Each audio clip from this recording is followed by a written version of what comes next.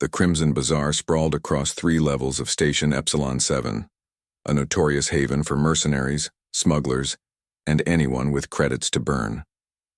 Coraline moved through the crowd with practiced ease, her eyes scanning the various stalls until she found what she was looking for. Zarthok's Emporium of Advanced Armaments. The Krellian arms dealer stood behind his counter, his forearms arranging an impressive display of exotic weapons.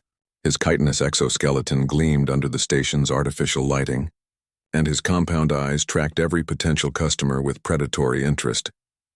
Human, Zarthok clicked his mandibles in what passed for a Krellian greeting.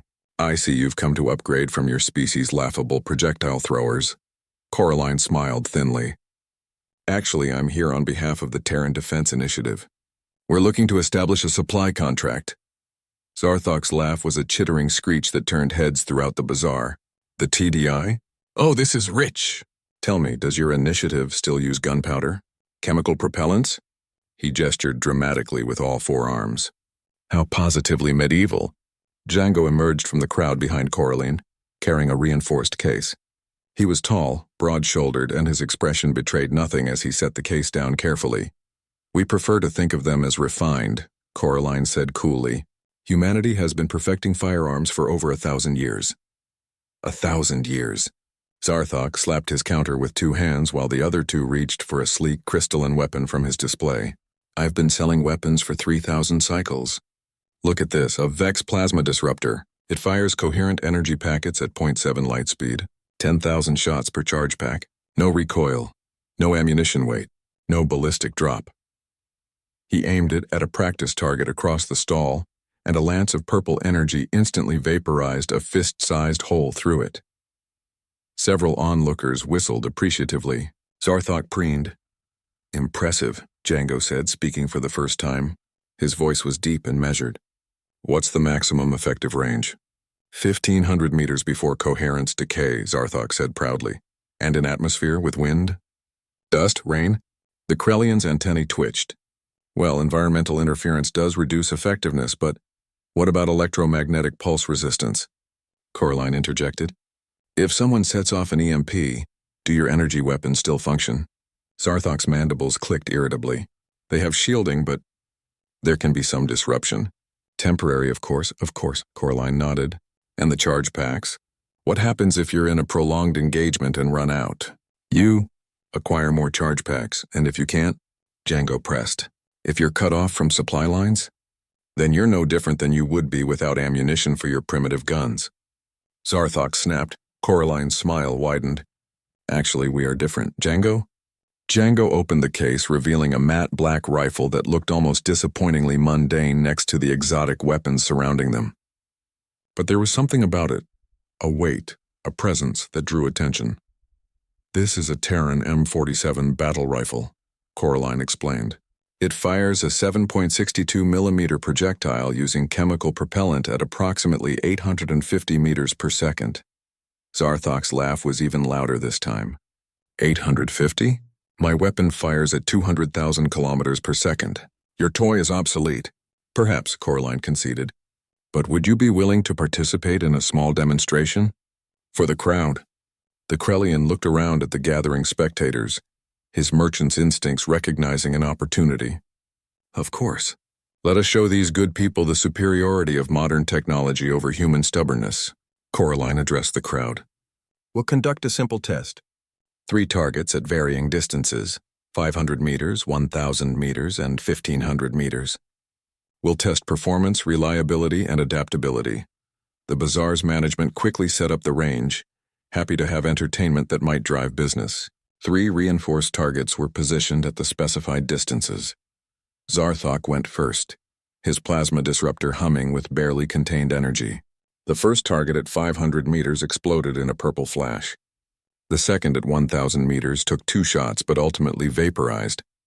The third at 1,500 meters required 4 attempts, each shot weakening until the final one barely scorched the surface. Environmental coherence decay, Django observed quietly. Silence, primitive, Zarthok huffed. Let's see you do better with your chemical toys. Django lifted the M47, his movements smooth and practiced.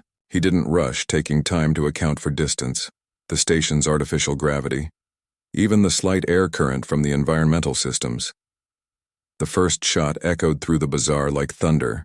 The target at 500 meters sparked as the round punched clean through it. The second shot came after a brief adjustment. 1,000 meters. Another perfect hole. Zarthok's antennae drooped slightly. Django made a more significant adjustment for the third target, compensating for distance and drop. The rifle cracked once more, and the 1,500-meter target rang like a bell as the bullet struck center mass. Consistent terminal ballistics at all ranges, Coraline narrated. Now, Django, please demonstrate the EMP scenario. Django nodded and pulled a small device from his pocket. A localized electromagnetic pulse washed over both weapons. Zarthok's plasma disruptor flickered and died, its display going dark. The M47 required no display. Django worked the bolt, chambered another round, and fired again. The target at 1,000 meters took another hit. No electronics required, Coraline explained. Just metallurgy, chemistry, and physics. Now for the final demonstration, field maintenance and ammunition sustainability.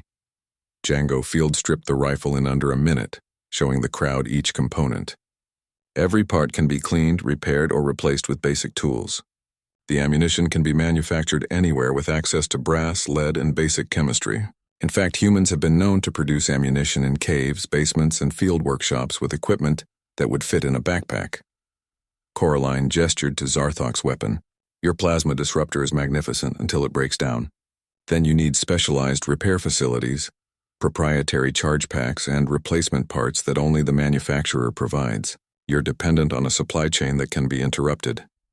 Humans, she continued, addressing the crowd, learned warfare on a planet where we were the weakest species for millions of years. We couldn't outrun predators. We couldn't outmuscle them. So we learned to outthink them. We learned to make weapons we could maintain, repair, and produce independently. We learned that the most sophisticated weapon is worthless if you can't keep it running when everything goes wrong. Zarthok was silent, his compound eyes fixed on the rifle. We don't use primitive weapons, Django said, reassembling the M47 with practiced efficiency. We use proven weapons. Weapons that work in mud, sand, vacuum, underwater, in electromagnetic storms, and in conditions that would turn your energy weapons into expensive clubs. Coraline leaned on the counter. So Zarthok, do we have a contract? Or would you like another demonstration? The Krellian arms dealer looked at the rifle, then at his disabled plasma disruptor, then at the crowd of mercenaries and soldiers who were looking at the human weapons with new appreciation. Perhaps, he clicked slowly, there is wisdom in primitive technology after all. Tell me more about these Terran firearms. Coraline's smile was genuine this time. Now you're speaking our language.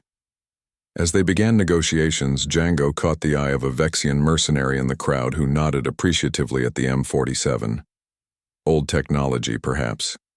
Primitive, maybe. But in the unforgiving galaxy, sometimes the oldest solutions were the best solutions. Humanity had learned that lesson the hard way, and they weren't about to forget it. ND.